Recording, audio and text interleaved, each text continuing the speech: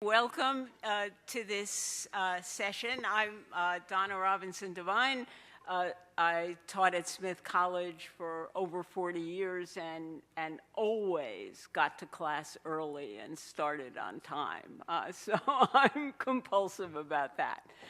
The title of this session is Israel's Second War of Independence, Reclaiming the Language of the Israeli-Palestinian Conflict. Perhaps I thought of it at the time when we were planning this, but what my colleagues and I want to speak to you about this morning is a book that we're well on our way to finishing, editing, and it comes out. It really comes out of part of the title, "Reclaiming the Language of the Israeli-Palestinian Conflict," comes out of a special issue that Asaf and I and Miriam Elman, who now heads the Academic Engagement Network, edited a special edition of Israel Studies thanks to its magnificent editor, Ilan Tron, that got us into a lot of trouble. At the time, I was the president of the Association for Israel Studies. It came out in, I believe, March, April of 2019, and even before people in the Association for Israel Studies and involved in reading the journal read the issue, they started condemning it and condemning those of us who had any involvement in it. And as I said to one of the people on the board of the Association for Israel Studies, how was I to know that after 40 years of publishing, anybody would pay any attention to anything I published? But there it was. And we tried to engage some of the hot-button issues that had changed the profile of Israel from a kind of blessing to a curse. And we took on, there are chapters on settler colonialism, indigeneity, use of the word genocide, on and on and on. And I think in retrospect, what we did was insufficient. Given what happened on October 7th, it was, and its aftermath, this could be at most what in Israeli terms is called a red alert. Just be on your guard, there are missiles coming, or flying objects. And so Asaf and I began to think about what we first thought of as a sequel, giving us room to rethink everything, and what is now turned into a book with a publisher. I'll explain the contributors are Justin and Aviha Kami, Casey Johnson, Alex Joffe, Chaba Nicoleni, Jonathan Reinold, David Adesnik, Ben Fishman, Max Abrams, Isabella Tabarovsky, Cole Bunzel, Franck Salameh, Andrew Roberts, and Hertzberg. More than half have already submitted first drafts, and others are promised within the next few weeks. I want to revise the title of what we're doing, because partly of what has evolved, and partly because, I heard some magnificent presentations here.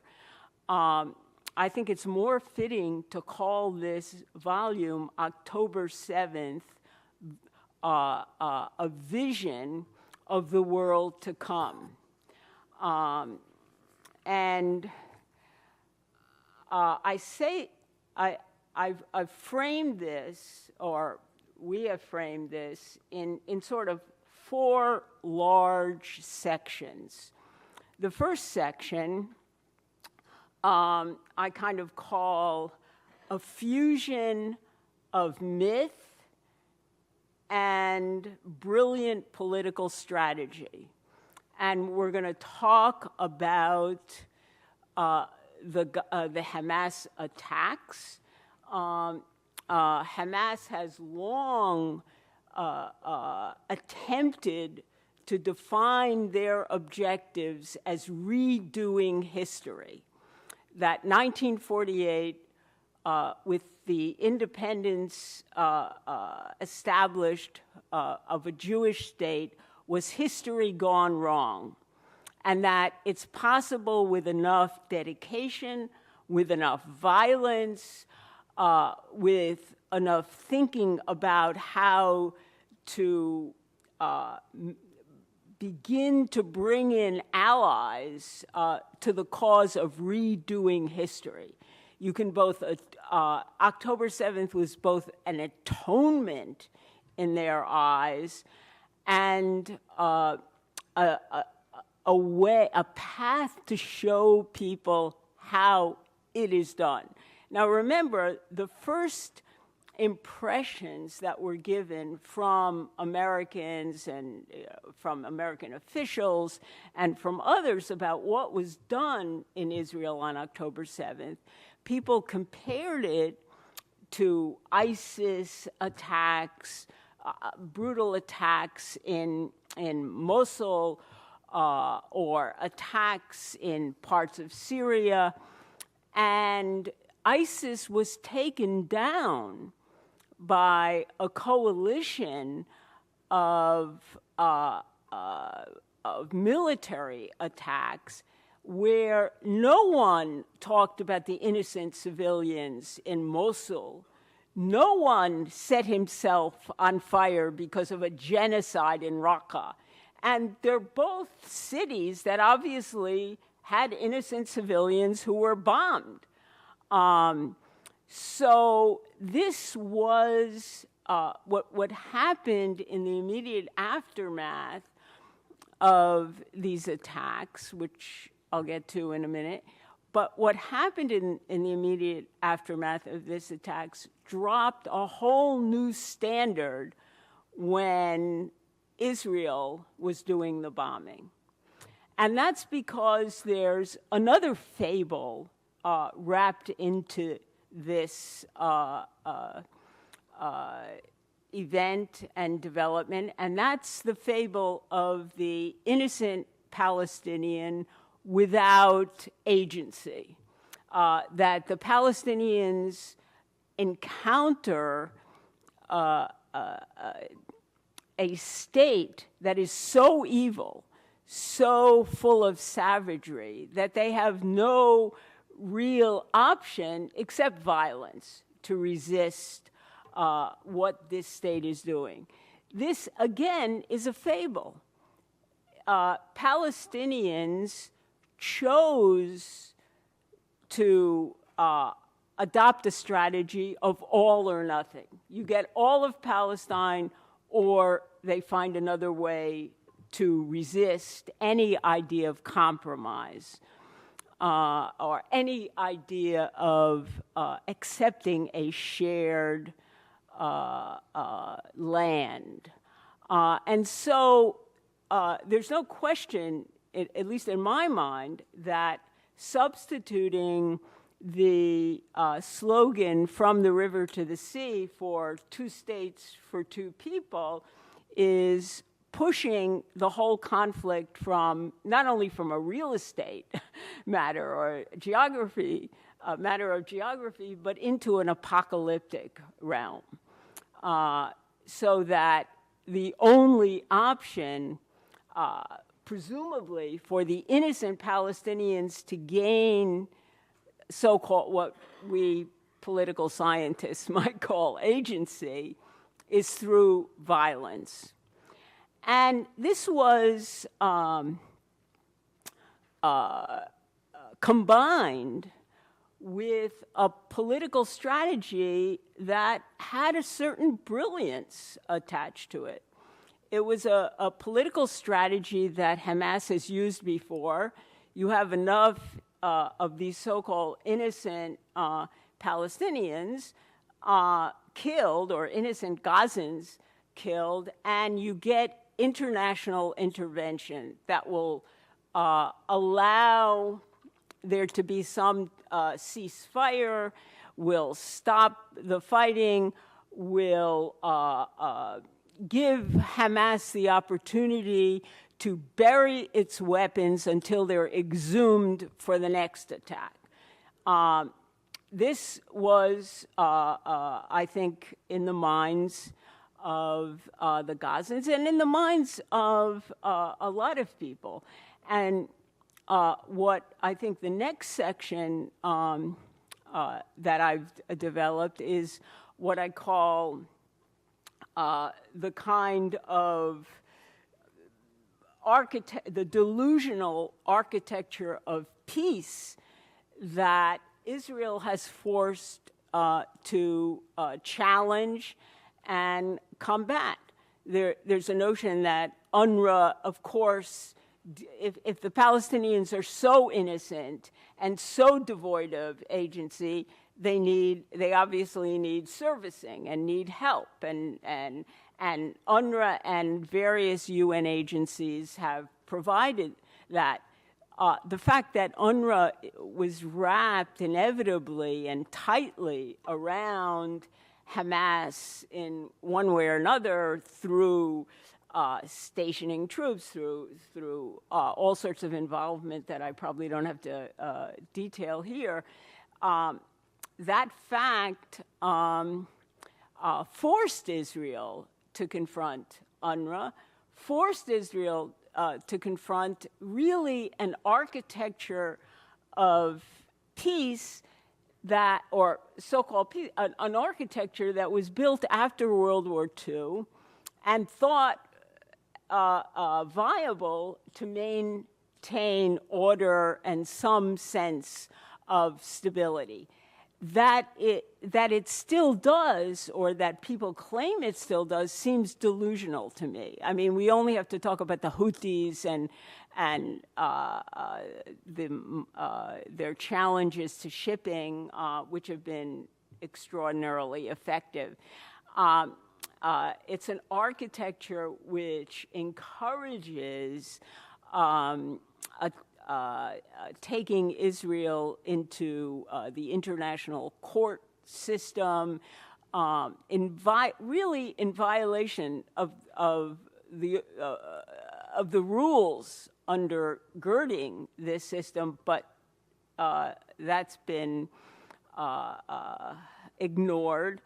And partly it's because you have, and I think Professor Capel detailed this very brilliantly yesterday. We're not talking about East and West, we're talking about North and South. There's a demography, there's presumably an alternative organization to a NATO, to this architecture, the BRICS. And you even had the Secretary General of the United Nations shaking hands with somebody who's presumably been condemned as a war criminal, Putin. So Israel has been forced into this confrontation, and nobody really wants to take the trouble or the money or just the bother of trying to redesign it, of having to redesign it.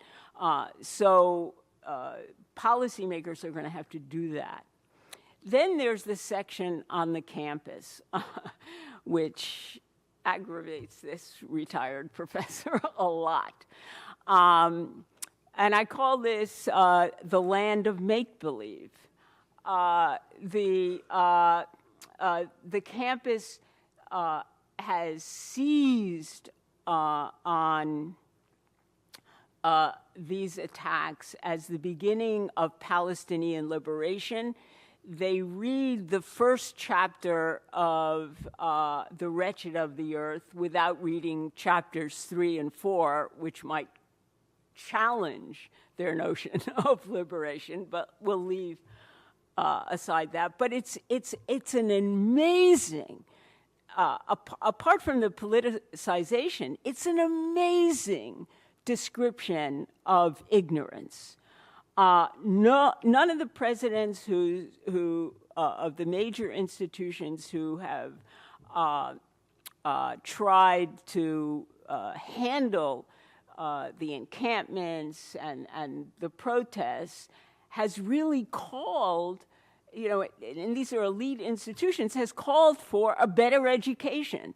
They've made comments paying homage to the strong feelings, but the whole idea is to return to the normal schedule of having graduation and opening classes and whatever else is on their minds. And the presidents are up against a faculty that is tenured, that has all sorts of substantial influence over what happens on campus and what happens to the president. Just withdrawing their confidence in a president over one or another matter usually precipitates a resignation. A president of a university and college, as one of my colleagues told me, has two jobs. One, to raise money, and two, to keep the campus quiet. The Board of Trustees doesn't much care how either is done as long as both objectives are reached.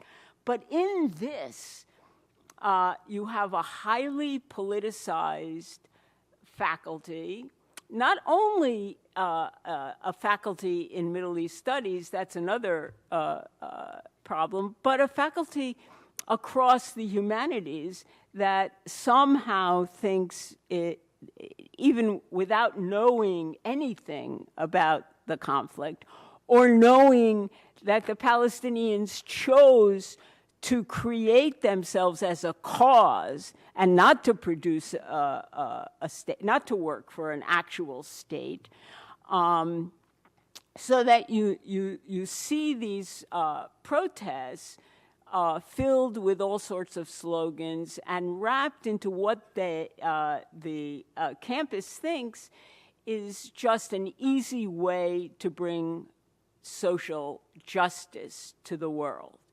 I think one of the key points of opposition that unites some of the protesters is the fact that you have Israelis in large numbers putting their lives on the line for a state as forgetting about the Jewish state for a minute, but a state that is organizing their lives, that's giving meaning to their lives. It's a state structure with expectations for defense, with all sorts of expectations for education, and giving their children a future. And the whole idea of a state with borders, with an umbrella that can, or with a set of institutions that can protect its people, is something that has been challenged, certainly in some of the progressive movements in the United States. We should relax our borders with immigration. If there's still such inequality in the world, and it's ongoing, the state itself must be complicit in maintaining this inequality. So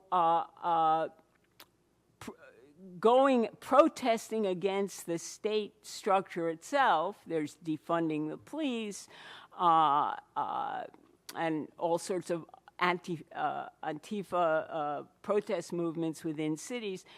Protesting the state itself is considered an objective for reaching the kind of social justice that people have in mind. Finally, we'll have a section on Israeli politics. And that I call the fairy tales and myths that are operating in Israel. October 7th was a massive failure of Israel as a state to defend its people. It was a massive failure of institutions that need to be held accountable. And this was the Hebrew phrase, machtal, a kind of, you should pardon the expression, I don't use these words normally, fuck up. But the word itself means depriving something of life, taking away the oxygen. And it's very clear from the military achievements since October 7th that the military is brilliant. Okay, they had the wrong conception, but there are all sorts of questions that need to be answered. And the limited investigations that have gone on since October 7th about kibbutz Be'eri and one other kibbutz only raise more questions.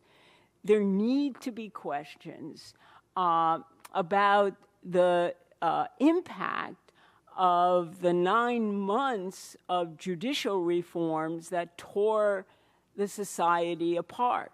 There need to be investigations of a package of judicial reforms that was going to deprive Israel of one of the central institutions for guarding rights. Once upon a time in Israel, you had political parties that were very strong, that really involved themselves in real debate and could take on unwanted policies. But the parties, for one reason or another, have been hollowed out. And so changing the Supreme Court, redoing the Supreme Court had very potential dire consequences. The coalition that was put into effect in January of 2023 after the election of November 1st, 2022, was really built around a set of judicial reforms that would allow policies that could never have made it on their own to be passed because there would be no opposition. The election campaign, which I witnessed in person, the election campaign in November of 2022 was built on security, was not, I didn't hear anybody mention judicial reform, but maybe I didn't listen carefully enough to Yariv Levin. However, it fundamentally divided the society, and there's at least one, I don't know if it's a doctored document or not, there's one mention by, in one document supposedly recovered from Yahya Sinwar, who mentions this is the right time to do it because Israel is so divided. This is a war that's being fought where the government is criticizing the army is criticizing the government. The Minister of Defense, who has some strong credibility with the United States, which is a critical ally for Israel, whatever happens, is always on alert because they're trying to fire him. This is not the way Churchill fought World War II. This is not even an attempt to bring unity to the society. So this is what I've laid out. I'm going to call on my colleagues here, some of whom have already submitted chapters, others I'm looking forward to. Wonderful colleagues who made this possible to continue this discussion. Thank you.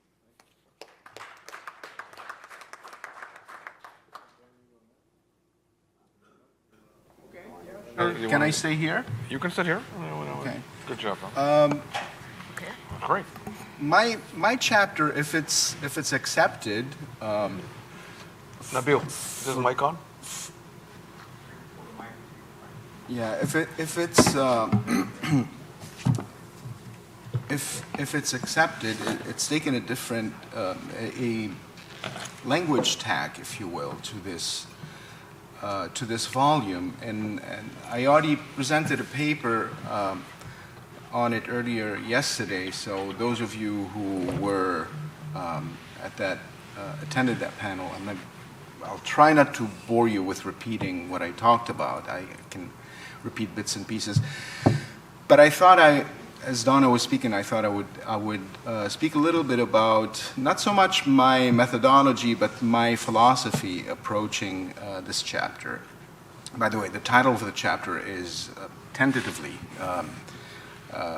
Anti-Semitism is about Semites, like dolichocephaly is about language, and I'll come back a little bit to it. I pilfered that title from Bernard Lewis. I plagiarized Bernard Lewis.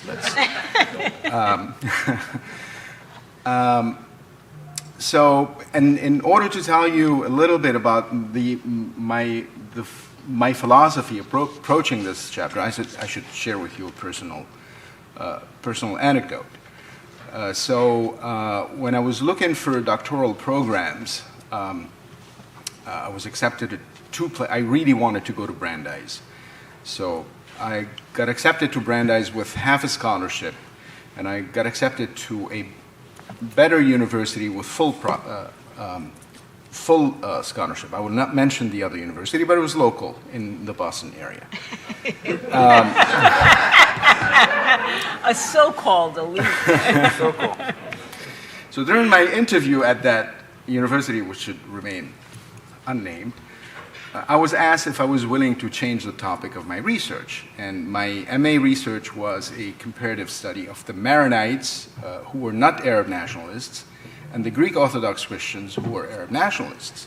So I told my interviewer, who was supposed to be eventually my thesis advisor, I said, I'll think about it, and if you can give me ideas, I would love to consider them. And I left the interview, and I never went back. My interview at Brandeis was with an Ottomanist who eventually became my thesis director, and a dear friend whom Ilan knows, who left us recently. It was a very nice interview. He was trying to talk me out of it. I was older then. I had a family. I had kids. My wife was pregnant with our second kid. And he really tried hard to dissuade me from being his student. And I think this was part of his philosophy. So among the questions he asks me was, what languages do you speak? So I told him I know French and I know English, obviously. I know Arabic. I know the Lebanese dialect, and I know some Church Syriac, which is the language of my church. I can read it. And so he said, "Do you know any Hebrew?" He was Israeli. I said, "No, I don't know Hebrew." He said, "Good."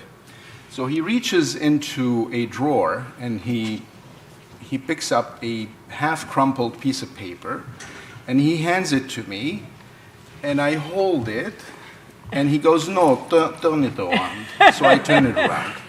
So he tells me this is Hebrew. This is 1995, 1996. So email was still at its infancy then. I had an email account. So he said, "Take this Hebrew text, just take a week, translate to me that first paragraph." I said, "Okay."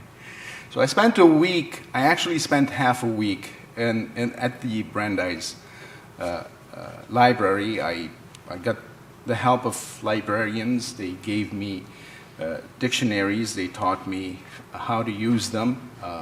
Luckily, Hebrew is like Arabic. It's a root-based language, so you reduce words to their roots. And I understood this concept. I taught myself the alphabet. I taught myself to read the dictionary, and eventually taught myself to begin deciphering this text. And as I got through one or two lines, I was like, SOB, I know this text. I mean, this was part of his testing me. So he had taken a quote from my MA thesis. A quote from a famous Lebanese nationalist of the 1940s and 1950s that I had quoted in my thesis. I had translated it from French to English, put it in my thesis. He translated it from English to Hebrew. So all I had to do was go back to my thesis. So he had read my thesis before interviewing me and dissuading me from joining the program. So in any case, so that's what happened. And I ended up telling him that, I'll end up taking Hebrew at Brandeis, but that's what I did. I was honest. So that taught me a lesson. He was teaching me a lesson, I think. And there was a sequel to this lesson, because one of the first seminars I took with him was titled States and Minorities in the Middle East, which is a seminar that I teach today also at Boston College. And I was not that young then, but I was full of piss and vinegar. I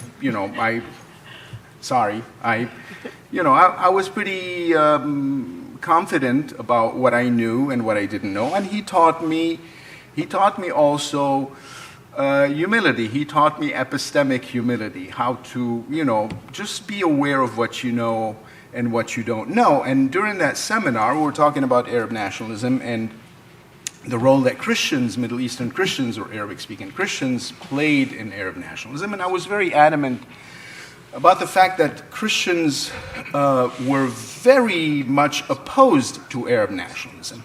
He said, so he pushed back. He said, Christians were opposed to Arab nationalism? I said, yes, Christians were very vehemently opposed to Arab nationalism. He said, Franck, Christians were opposed to Arab nationalism? I said, yes, I was insistent. He said, all Christians, all Arabic-speaking Christians were opposed to. So that gave me pause. That was my second lesson. So I corrected myself during that interchange, and I said, some Christians, some Lebanese, yes. So to me, this was the second lesson, teaching me the meaning of words, and not only words, but not his words, but I thought he was teaching me to work my grammar before working my history, work on language before working on fact, to be disciplined in the way we use words and we use grammar before we write history. And I've been, ever since, I think I've been a stickler for the words that I use because of that encounter, but also because of the fact that I am a guest to the English language, and I may not take liberties with it that its native speakers may or are able to. So,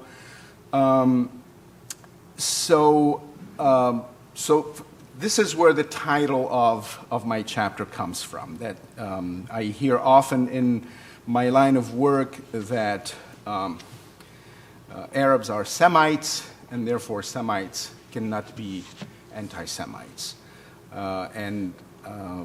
We know, those of you who know, and we use it, we hear it quite often. I hear it from Arab friends, from Muslim Arab friends. I hear it from Westerners who are imbued in these ideas that, you know, Arabs are Semites and can't be anti-Semites. But the word Semite has entered our language from the discipline of linguistics, and it refers to a family of languages. It does not refer to biology. It does not refer to ethnicity. So that's where the Bernard Lewis witticism comes from. Anti-Semitism is about Semites, like dolichocephaly, which I looked it up in the dictionary, and it means elongated head, is about, like dolichocephaly is about language. So to put it in simpler terms, this would be as if I were to say that humans are Homo sapiens and Homo sapiens cannot be homophobes. So that's the bent that I'm taking in my chapter, and I'm making the argument that not only Arabs are not Semites, but they can be pretty avid practitioners of anti-Semitism, and that anti-Semitism is about Jews, and only Jews, if there are Semites, only Jews are Semites. Arabs are not Semites. I am not a Semite. Speakers of Aramaic and other Semitic languages are not Semites because racialist thinkers who invented the term invented it precisely for Jews. And I deal with elements of Arabic literature, modern Arabic journalistic and academic writing, where Jews and Judeophobia, if you will, linguistically is used against Jews, naming Jews precisely. So the Arabic language rarely and only recently sort of to West-splain things, to Western audiences, began making distinctions between Jewish and Zionist and Israeli, but those are used fairly interchangeably in Arabic, and the predominant terms referring to Zionists and Israelis, if not using the entity, we use in Arabic literature the term Jewish and Jew, and it is not used as a way of defining someone. It is used as a way of insulting someone. So I'm often told that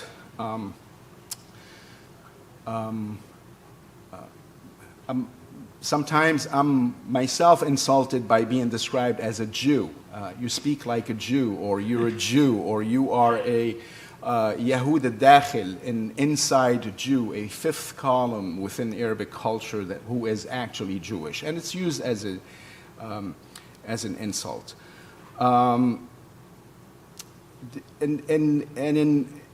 In conversations with colleagues who also work on the Middle East and Arab culture and Arab nationalism, I'm often told, so you think like this because you went to Brandeis, that explains it.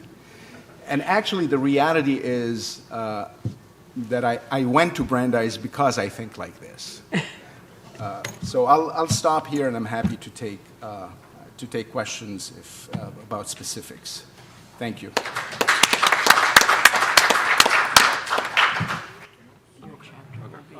I'm going to stand up just to stretch my back and my legs out a little bit, so you'll forgive me for that.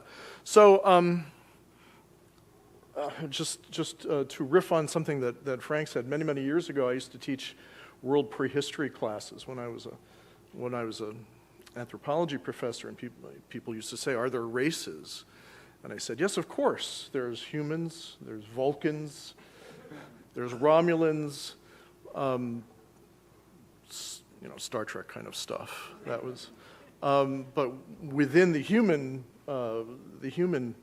sphere, 99% of DNA is held in common, and the rest is epiphenomenal, little tiny superficial differences. So it was very amusing to hear these kinds of, made me reminisce. So I'm grateful for that. The topic that I'm working on with Asaf is somewhat more concrete in a way. It's not linguistic as such. It has to do with the political economy of anti-Semitism, and that is the way that anti-Semitism is supported economically. And one of the things, the shocking things, since October 7th is that not only is the scale, the dimensions, the pervasiveness of anti-Semitism been realized in an entirely new way, globally as well as in the U.S., perhaps especially in the U.S., but we understand in a shocking new way how it is supported economically. For many years, people like myself who've worked on these topics have seen bits and pieces of the elephant, but none of us really understood the scale, the complexity, and how all these elements worked together.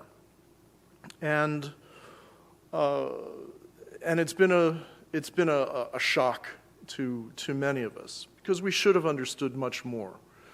We've understood individual components, individual organizations, individual trends, both on the funding side and on the mechanistic side, the people who actually are out there in the streets, purveying this ideology.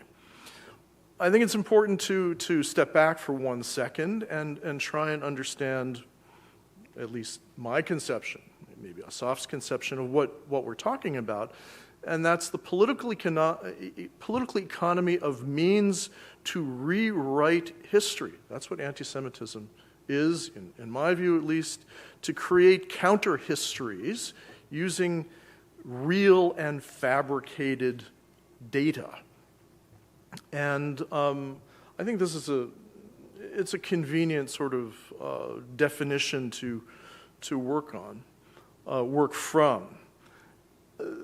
The individual components that we saw or that we didn't see work partially in sync and partially independently.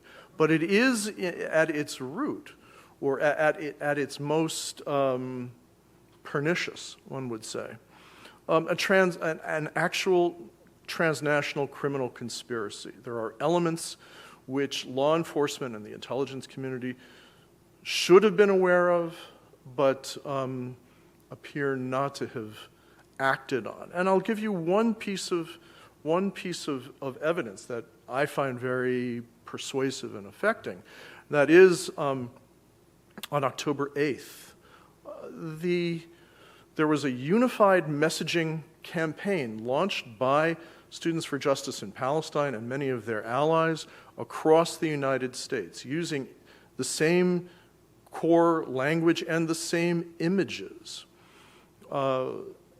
Therefore, they utilized pre-existing communications mechanisms and they had workshopped language, and certainly by the 12th, the genocide accusation had come into existence. This is a criminal conspiracy. And we saw other elements of this in terms of the encampments and how they are being funded and how individuals would go from the West Coast to the East Coast because they were arrested on the West Coast and then they were arrested on the East Coast, the same people. Now, again, how it worked, the degree of integration, this remains to be seen. Law enforcement and the intelligence community, to my knowledge, has taken relatively little interest in this, although hints have been dropped. The CIA director over the summer indicated in a testimony to Congress that Iran was involved in supporting campus unrest. And she did not explain this statement, but it is out there. Whether she was signaling to Iran or whether she was throwing a bone to critics in Congress and elsewhere is not quite clear. What is clear is that there was some amount of foreknowledge. What is clear is that all of the organizations that are involved at, let's call it, the street level, share a similar ideology. It's the Red-Green Alliance, as it's called in Europe, Islamo-leftism, as it's called in Europe and sometimes here, anti-enlightenment, anti-colonial, anti-national, to a very real extent, I think, anti-rational, a sort of weird liberation through regression sort of ideology, which has existed for many years. One can argue whether this has been a marriage of convenience between the far left in Europe and now very much in the United States and Islamic elements, both Sunni and Shia. Shia are much more visible and active in Britain, Sunni in the United States and in France, Germany.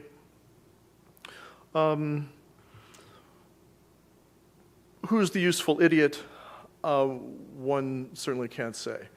I certainly can't say. That this is an element of foreign policy and covert policy on the part of Qatar, on the part of Turkey, on the part of Iran, I think is indisputable. But again, we can debate the extent, we can debate the impacts, although the impacts in the United States, I think, since October 7th have been very profound. Some of the street mechanisms are really the much better understood. People like me, who have the misfortune to have worked in this sector for several decades now, have been aware of the background and some of the funding behind organizations like Students for Justice in Palestine, which originated back in the 1960s from Arab and later Palestinian groups on the West Coast, which were then reformulated in the 1980s, which then had direct funding relationships with the Holy Land Foundation and so on. Some of these things are well known. Some of these things have been adjudicated in American courts. Jewish Voice for Peace and is another organization which was a tiny, the French term is a groupsicle, or is that a group school, right. Again, my apologies. But that's exactly how it began. 3 women in the Berkeley area, and that has now burgeoned into cells all across the country. The Antifa movement, kind of anarcho-communists, which are very strongly represented on the West Coast, in the Pacific Northwest, in Berkeley, Portland, Seattle, and very oddly, revolutionary socialists and actual communist parties, Who knew that the University of Michigan had a revolutionary communist party that was an officially funded student group? Some of these kinds of things we didn't really understand because they were just absurd little components of the student landscape, of the social landscape in various cities, disgruntled, mostly younger individuals sitting in basements and things like that. But the question really comes down to who pays and how does it all work? And one of the most, I think, terrifying aspects of this has been the realization, particularly in the last year, at how much of what we've seen on campuses and off campuses, how much funding comes from organizations like the Rockefeller Brothers Fund, from the Tides Foundation, from Arabella Advisors. So, organizations that are intimately connected with the Democratic Party and its fundamental donors, both overt ones and dark money organizations. So, the Democratic Party's online funding platform, Act Blue, also raises money for Jewish Voice for Peace. So you can contribute to your favorite candidate and you can contribute to your favorite anti-Israel group, depending on your choice. Another one of the things that's come out really quite profoundly, difficult to assess the impact, is the influence of Chinese Communist Party affiliated individuals. We can point to at least two. It's a very odd sociological kind of phenomenon. In one case, excuse me, the middle-aged heir to an industrial fortune, Fergie Chambers, his father, I think, made several $100 million in the telecommunications business. But he's a flat-out communist who wants to overthrow the U.S. government. And he's the person who pays the bail for Palestine Youth Movement and Palestine Action individuals who break into Israeli-owned factories and vandalize and so on. There's implications that he pays for more activities as well. Another individual, Neville Singham, who resides now in Singapore. I don't remember off the top of my head where he made his millions, but he's directly connected with the Chinese Communist Party, and he's the biggest funder, one of the biggest funders of the group Within Our Lifetime, which within our lifetime was the unification of all of the different New York City and New York State area Students for Justice in Palestine chapters. And the intent there is, the implication there is quite obvious, that this is an intelligence operation that is viewed favorably, if not directly funded by the Chinese Communist Party, as a destabilization effort aimed broadly at the United States. On campus, we understand now much better the influence of Qatar. Hundreds and hundreds of millions of dollars, some of it quite undeclared by the higher educational institutions themselves. This follows on 30 or so years of massive Saudi investments in centers, in professorships, in publication programs, in travel programs, and so on. Well, this is simply buying influence. It always has been buying influence, and this was recognized 10 and 20 years ago, but nobody really did anything about it.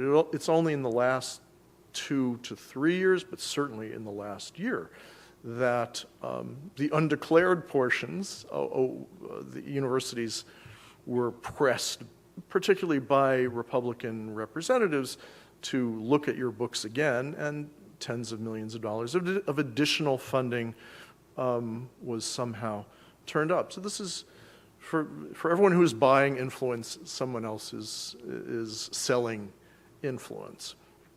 This has helped change campus environments, in particular because it has made institutions, it has inured institutions to pressure to reform. One of the points that I like to make when I talk about these things is the extent to which American institutions of higher education are simply not American, either in terms of their values, but also in terms of their demography of the faculty and of the student body. So at Columbia, I think, 55% of all the students are foreign. This is part of the economic model of the modern American university, where you get foreigners to pay full price, which then in turn subsidizes your activities and so on, but which changes with your knowledge, with the institutional's knowledge and acquiescence, the campus environment. And what we saw in the last year, certainly, from the beginning of the protests on October 7th through the encampments in the spring, through the suspensions of individuals over the summer, is that a significant proportion of students are foreign, foreign-born. And the realization that American institutions, what we regard as American institutions, simply aren't American anymore, is, I think, something that hasn't been processed fully.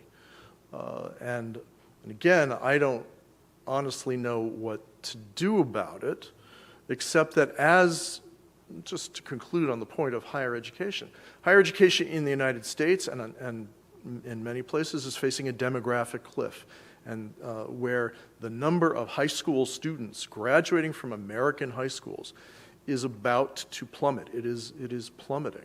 It'll go down by 30% over the next 10 years. This will have profound implications for American higher educational institutions. They're 3,000 to 4,000, depending on how you count them.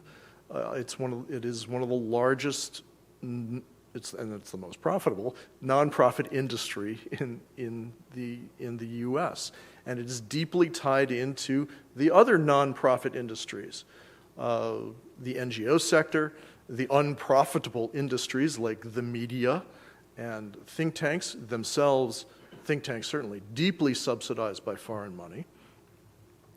And so we have to be aware that these institutions, but particularly higher education, which is the concern of us for us here at ASMEA, that these remain somehow reflective of the values of the country as a whole. What is the country as a whole? And the political economy of a cultivated antipathy towards Jews, towards the Jewish nation as the representative of the Jews, towards the idea of the nation as a whole, towards the Enlightenment as a whole.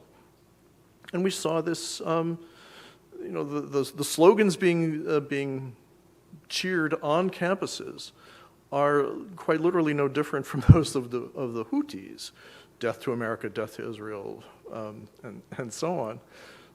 So I think we have to be very cognizant of what the future is going to be, and be somehow aware that the political economy underpins all this. This is instrumental to an enormous degree, and that we have to somehow, if we're concerned about the issue of anti-Semitism, we have to be concerned about the money and stopping it and redirecting it and so on. So let me stop there.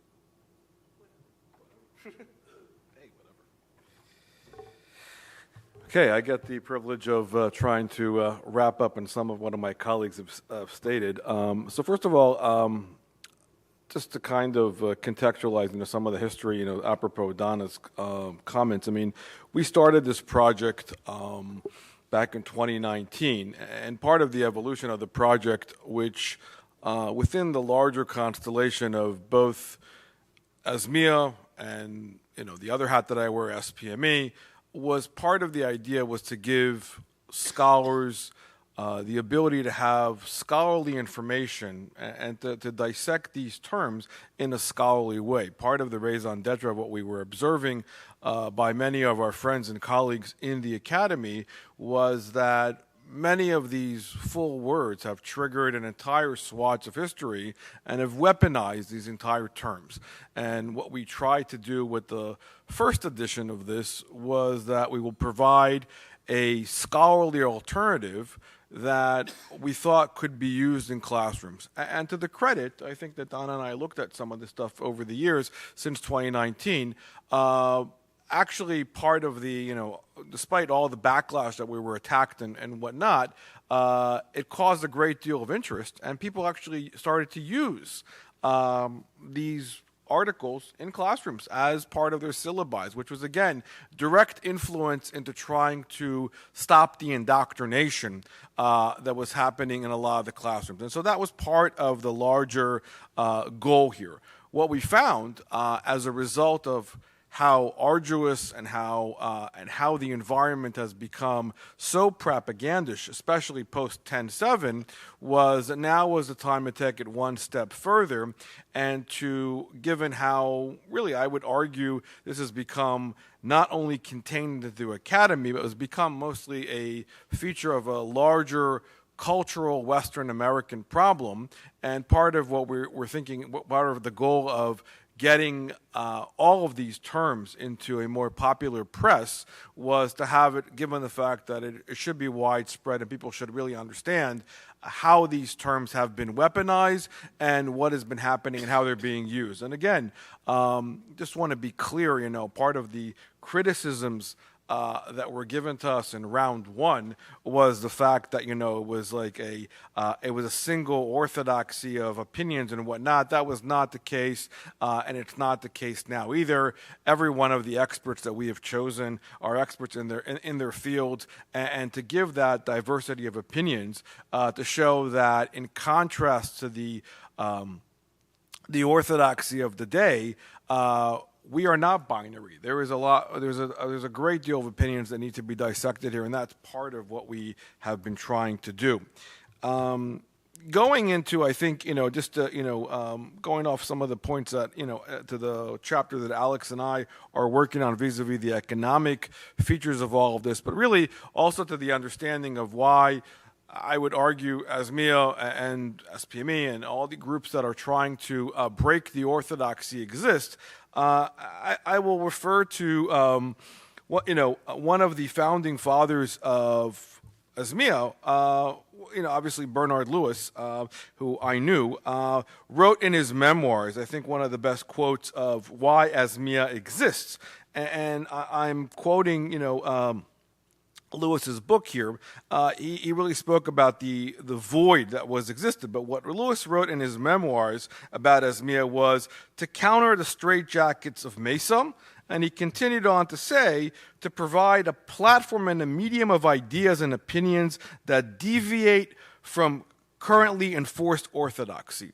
That currently enforced orthodoxy that Lewis already identified in his memoirs, and something that many of you heard when you were here a few years ago when Martin Kramer spoke about the state of Middle East studies that Lewis already identified back in the 70s, this is part of the byproduct of what we're seeing happening today. And all of these problems that we've identified have been, to a large extent, directly out of a PLO playbook. The playbook that Alex mentioned that we saw come to life on 10/8 and on 10/9 by all these Palestinian groups were actually already enforced and stated by the PLO in the 1960s. The understanding was, and part of this is also our colleague Izabella Tabakovsky is talking about the Soviet ideology, and she is expanding upon this in her chapter as well. But the fact of the matter is that the PLO came to a conclusion already in the 60s, though they may not be able to defeat or eradicate the state of Israel, militarily speaking, what they can do successfully and what they've done successfully over the years is winning the hearts and minds. And winning the hearts and minds has been through what many of us call in the social sciences weaponizing or using agents of influence, that is the academy and journalism. All of this has become a feature of the weaponizing of this ideology to create a distinct binary narrative that everybody understands, that each one of these terms, ranging from apartheid to indigeneity, into, looking into what has happened now when we're talking about the features of the war in, post the war in Gaza, and everything that we are dissecting now is an evolution of that black and white orthodoxy that has been seeped into American society and Western society. So when you look at the environment that we're seeing at large, and if you look at how 10-7 came about in general, it did not come in a vacuum. You've had a layering of a foundational work within the scholarship, led by, by the PLO, groups like GUPS, the General Unit of Palestine Students, which was the preamble to the SJP, and all leading up to when you look at what happened by the time BDS erupts in the United States and in Europe, vis-a-vis the boycott movement, again, part of this economic warfare that we saw, all leading up to 10-7 by this pre-existing architecture that has been spewed and fed by professors, departments, chairs that have been bought with the sole idea of winning the hearts and minds of the American mindset. Now, part of what has been absent, and when we, talk about the war in Gaza, and when all of us, I think, and Alex and I have been engaged in these conversations with many of our Israeli colleagues, the war on the ground that needs to be fought and is important critically to be fought at large. There are many fronts to this war, and the front that has received now more attention, but was really not given as much attention within Israeli society, was the war on the American college campus, on European campuses, given really what I would argue that many of the forces that we're fighting today are really the Muslim Brotherhood on American society and on the American college campus. I hail from Philadelphia originally, and where I jump all around, but one of the first meetings that were the Hamas meetings in the United States were back in 1993 in Philadelphia. And so when you look at the evolution, when Hamas started setting up shop in Gaza in 87, and by 1993 they're already in Philly, raising money with the idea of buying through NGOs and charities and profits, and to make this narrative work out well, that's part of this infrastructure. So when we talk about going into our larger chapter about what's happening today within the American college campus, finally we are seeing a recognition of the nefarious and insidious activity that we're seeing really weaponized through many of these departments. And again, Lewis's point about the straitjackets and the orthodoxy of the academy, I would say that it's not only limited to, of course, Middle East studies, but of course, has expanded to the entire university at large. Maybe 20 years ago, we used to say that, in the humanities, this is orthodoxy, but, in STEM, usually 1 + 1 = 2. That's no longer the case. There's really no safe and neutral, kind of understanding of these issues. So by the time all of these, what I call tongue-in-cheek, but I think it's true, these tentifadas have erupted on American college campuses through the encampments, these are indeed a feature of a larger issue. Professor Keppel spoke yesterday about the Muslim term of ghazya, the idea of rage, and about what was happening on the ground on 10-7. That kind of rage that, I would argue has been manipulated by the, calling for an intifada in America, is really the American-European version of razzia on American college campuses, given the explosion and implosion of anti-Semitism, where it's no longer really limited to verbal abuse, but actually we're seeing, if you're following, as all of us have the horrible job of every day opening up whatever source of information we have to do and track everything that's happening on these campuses is a result of all of that. I mean, case in point, I am, just, talk about, how the challenge of even talking about other opinions in a university architecture where it was supposedly built on the idea of the exchange of ideas and free discourse and whatnot. I am scheduled to speak at Columbia University beginning of in the next 2 weeks. The problem was that while the panel that I'm part of to speak at Columbia, they could not guarantee our safety.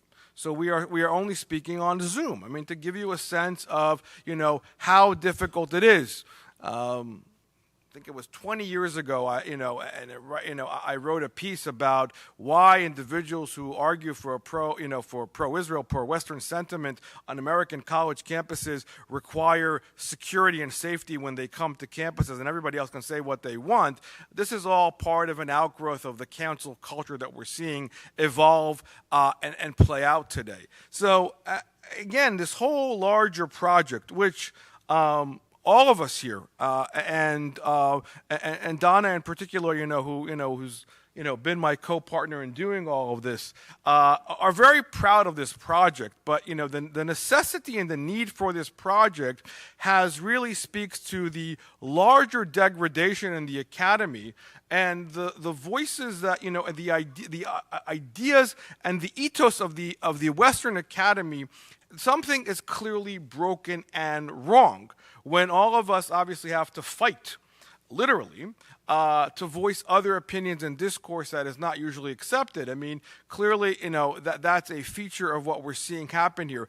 But really, the forces that we are fighting are indeed Ihwan. They are indeed the Brotherhood on the Gwan. This is exactly part of this larger multi-front war that Israel is fighting against Iran that has taken a full front force on the American college campus with a clear intent and objectives. And unfortunately, the larger, outside forces, the Jewish community, outside forces who are looking to create balance in the academy, we are unfortunately behind the 8 ball here. And, we're slow to the game, though some of us have been talking about this and writing about this for years. We've seen all the systems, but there is an economic foundational building that allowed these aspects to happen. Positively, I will say that, that what is happening now, that again, there is 10/7 was a wake-up call in many ways. People are starting to wake up. What is happening legally, and going back to some of the stuff that we're writing about in our chapter, is the fact that now we're seeing the attorney generals who are taking on these issues and investigating some of these charities. In particular, there is currently now in Virginia a case that was opened between the terrorist ties between AMP and SJP. That is something that I would hope that will be taken on and will continue to take on by other attorney generals throughout the country. Again, looking at the fact that there is terrorist money, part of what I believe needs to happen, and I think is something that I have adopted as kind of a mantra as far as deport and defund when it comes to the American university. Looking at terrorist money that is coming in, and whether or not there is violations of tax laws, FARA issues, and again, also going into Alex's point as far as the foreign money that's being thrown in and foreign students that are taking over the American university. These are all things that need to be enforced if there is to be a maintenance and a reclaiming not only of the language, as Donna started with, with this, which is very true and important, but also reclaiming the main objectives of the university as far as what the goal of the liberal university and the balance in these institutions should be, and not allowed to be hijacked and become pawns of foreign agents, because they do have a plan and they are operating based on that plan. So this is really part of the goal, is our small part, I think, in the contribution of what we're trying to create that balance. But really, I think it's also a message to all of us, and to going back to Lewis's quote about these straitjackets that we're talking about in the academy, of why we exist at large, why it's important that we exist, and why we hold, really everybody's, kind of create this balance to not allow the hijacking, which is really, I would say, even going further, where propaganda has replaced scholarship. And that's what we're trying to ensure, the fact that there is indeed a maintenance if these institutions are going to stay true to their real meaning. And these are indeed, here in the United States and everywhere else, social indicators of our society as far as educating the next generation of where they're going to go next and what kind of society we're going to have. Because again, as I've said, whatever, and I continue to say, and I believe that whatever happens in the academy is never contained to the academy. It always bleeds out. And we're seeing now all these signs that are playing into not only the university at large, but beyond the university, going into the American workforce in general, but also going lower into K through 12, which again is also part of the weaponizing of this reality to create a very distinct narrative. And that's really the small, I think, my view that we've taken to try to expose and hold truth to where things can play out as far as maintaining and sustaining and safeguarding these very institutions that have been hijacked. And this is a clear, symptomatic and evidence-based project that we're seeing here happening all around, and that is really proving all of this. So I'm grateful to be part of this project, and I know Donna and I have worked hard to collate and bring all these great minds together, but we think it's going to be something that is going to create what we hope to create, a spark fire more than it did back in 2019. I'm more than happy to welcome any kind of good press, bad press on this issue. I think to this date, I think we should still get royalties from Israel Studies, because I think it was the most highly sold edition back in 2019. So we've still not received those monies yet, but I'm not going to hold my breath. But on this specific edition, I think that using 10.7 as an anchor and bringing this project to where we are now, we're excited to put it out. And at the rate things are going now, we hope to have it out by the beginning of next year, and to make this project and to go onward and upward, and to have and to make the dent we wanted to make. So I will end there, and of course we were happy to take as many questions as people may have. So thank you very much.